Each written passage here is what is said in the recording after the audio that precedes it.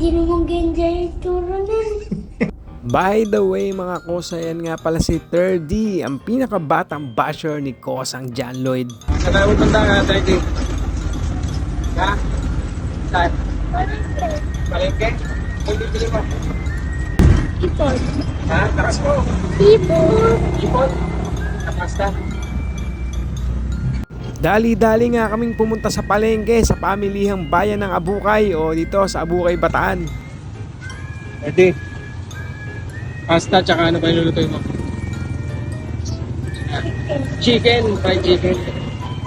Pwede pa na fried chicken. Paborito mo ba yan?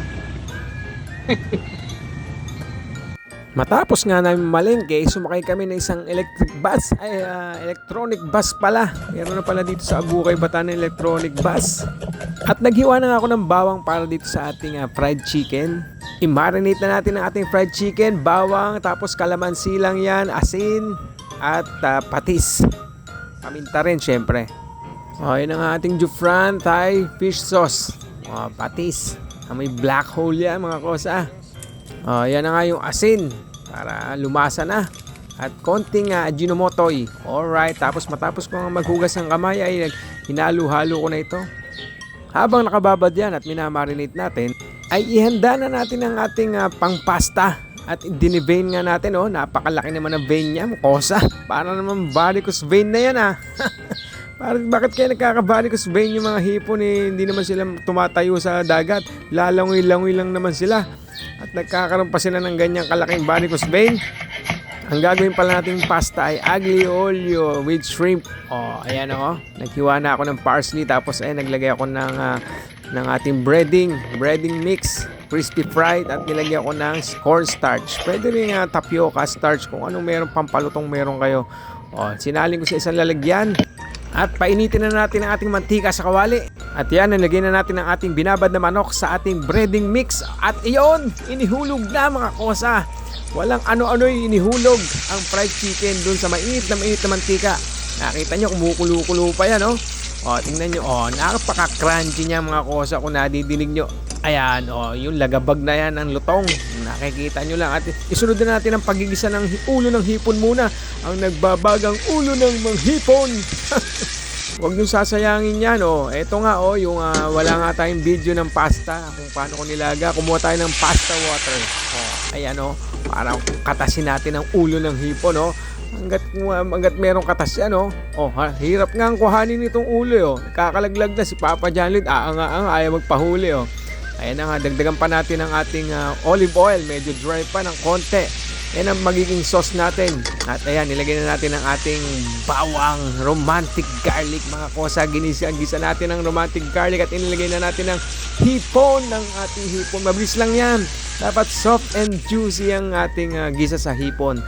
Matapos nga, ilalagay na natin ang ating nilagang pasta. Alright, napakatindi niyan.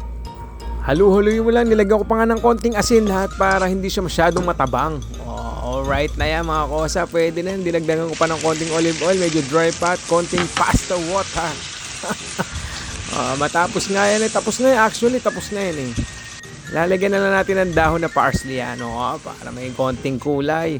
Ang ating optional lang naman yan. Pag aglio olio kasi, aglio olio na pasta. Lang yan, romantic garlic lang tsaka olive oil.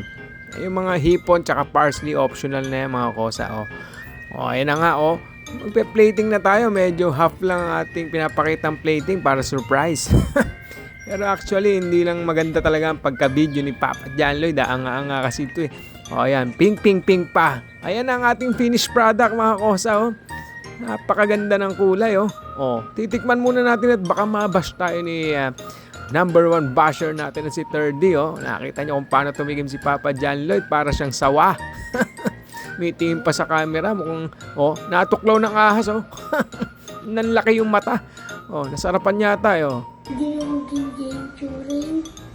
Kasi kahapon, magkano ba yung kahapon ng 300 pesos yun? Ito, lang to, 150. 150 Kalahati lang yung presyo. Hindi 150 lang yan. Magbabayad ko sa magbabayad ko sa 150. Para makakain ka nitong pasta. Akin piso. 149 na lang. Sige na, tikman mo na to. Ayoko. Bahala ka, lilibre na nga kita kung nang babayad. Gusto mo? Ayaw mo? Hindi naman ganyan. Ganyan nga, kinain natin kahapon. Hindi. Nandun ka lang sa magandang plato lang yon, kaya mahal. Hindi. Ano, bahala ka, papakain ko kay Dico mo yan. Hindi naman ganyan yun. Ano ba dapat? Maputi? Hmm. Ito, marami kasing hipon, kaya naging pula. May dugo. Hindi dugo yan, sabaw ng hipon yan. Sabaw ng Kaya naging red. maamoy na maamoy. Kita mo, ito yung hipon, o yan. Kulay red yung hipon. Hindi naman ganyan yun. Yung design. Gusto mo may design pa? Nilagyan ko ng design kanina, ayaw mo kainin eh. Kinain ko na yung design. Ay. Ayoko yun. Yung design. Ang design. Gusto mo may design? Hmm. Hindi naman ganyan yun eh. Nga, tikman mo yung manok. Yung manok na lang, sige na. Ano? Hindi ganyan design. Ha? Ano? Hindi ganyan design. Hindi ganyan ang design ng manok? Hindi. Siyempre, doon yung sa kainan, papagandahin yon. So, maganda.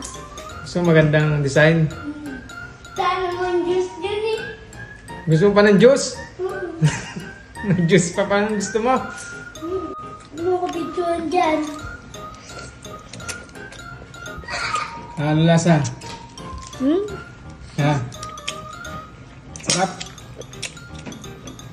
Sabi nito, hindi daw masarap eh. Ano, masarap? Masarap pala eh.